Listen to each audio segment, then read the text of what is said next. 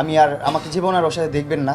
যদি আমার এতে জেল খাটতে হয় তাও আমি জেল খাটবো। ওকে 90 লক্ষ টাকা জরিমানা দিতে হবে, এটার প্রমাণ আমার কাছে আছে। এবার মামুন লায়লা ও তার সম্পর্কের সকল সত্যতা ফাঁস করে দিল।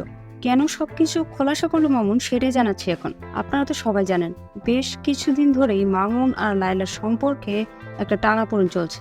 যদিও সেদিন মামুনের ব্যবসা প্রতিষ্ঠান উদ্বোধন করার সময় লায়লাকেও কিন্তু তার সাথে দেখা গিয়েছিল।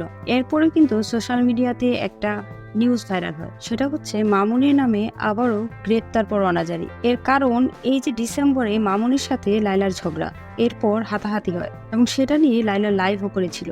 তখন নাকি কোনো এক ব্যক্তি মামুনের নামে মামলা করেন। তারপর তাদের সম্পর্ক আবারও ঠিকঠাক হওয়ার পর যদিও সেই ব্যক্তি বলেছিল মামলাটি সে তুলে নেবে, কিন্তু সে মামলাটি তুলে নেয়নি।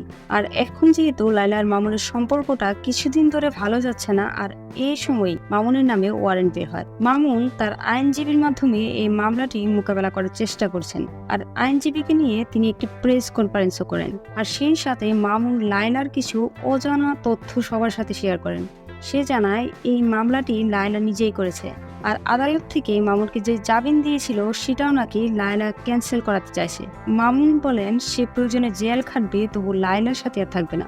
সে লায়লার অনেক গোপন তথ্য জেনে গিয়েছে, তাই সে লায়লার কাছ থেকে চলে এসেছে। আর লায়লা মামলা করে তাকে ব্ল্যাকমেল করছে তার কাছে ফিরে যাওয়ার জন্য।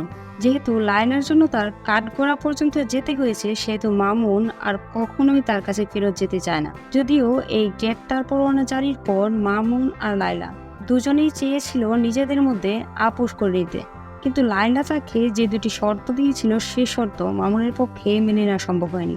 শর্ত দুটি হচ্ছে মামুনকে আগের মতোই লায়লার সাথে থাকতে হবে এবং তার সাথে কন্টেন্ট তৈরি করতে হবে, অথবা লায়লাকে 90 লক্ষ টাকা জরিমানা দিতে হবে, না হয় সেই মামলা তুলবে না।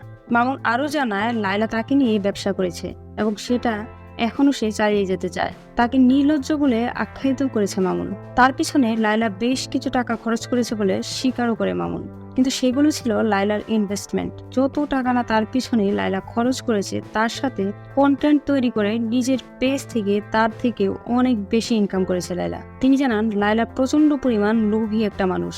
আপনার সোশ্যাল মিডিয়াতে তাকে যেমন সহজ সরল ভাবেন, সে মোটেও তেমনটা নন। অনেক তথ্য প্রমাণই তার কাছে রয়েছে, যেগুলো ফাঁস করলে লায়লার মুখোশের পেছনের আসল রূপটা বেরিয়ে আসবে। আর এখন তার দেয়ালে পিঠ ঠেকে গিয়েছে। তবে লায়লা যদি বেশি বাড়াবাড়ি করেন, তবে সেও লায়লার বিরুদ্ধে আইনি পদক্ষেপ গ্রহণ করবে বলে জানান।